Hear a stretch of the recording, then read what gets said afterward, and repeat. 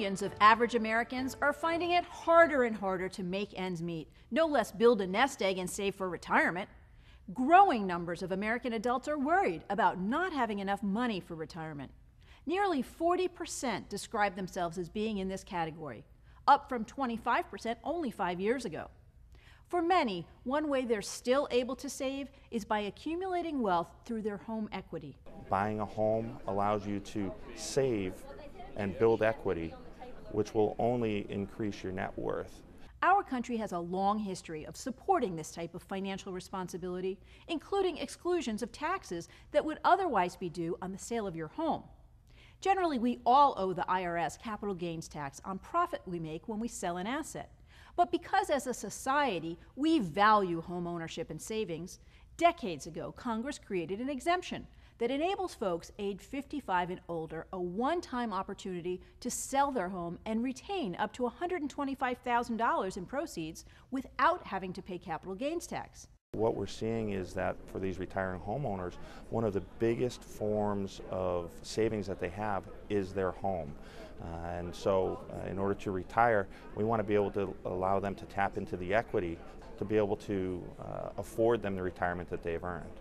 In 1997, Congress expanded this important capital gains exclusion to further encourage homeownership and savings.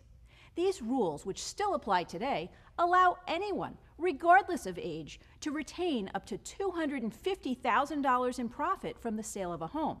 That's $500,000 for a married couple. The only requirement is that you use and occupy the property as your primary residence for at least 2 of the 5 years prior to selling. During the almost 20 years that have passed since, Congress and the IRS continue to reflect the support that Americans want them to show for homeownership through ongoing adjustments and interpretations, allowing this capital gains exclusion to be fair in situations where homeowners experience the death of a spouse, or a job loss or health issue, or destruction of a home or other unexpected life event. Since 1997, Americans have bought their home in reliance upon the capital gains exclusion for home sales. Because of that, the value it adds is factored into the price of homes.